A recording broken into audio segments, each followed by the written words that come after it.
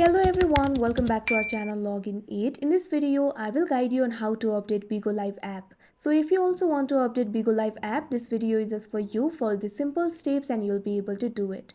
So first of all, what you have to do is launch open Play Store.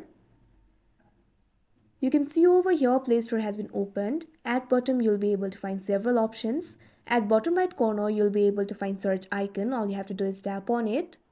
Now you can see over here, you'll be led to this kind of interface. At top, you'll be able to see the search bar. All you have to do is tap on it. Now simply search for Bigo Live. Now here you'll be able to find the application for Bigo Live. All you have to do is tap on it.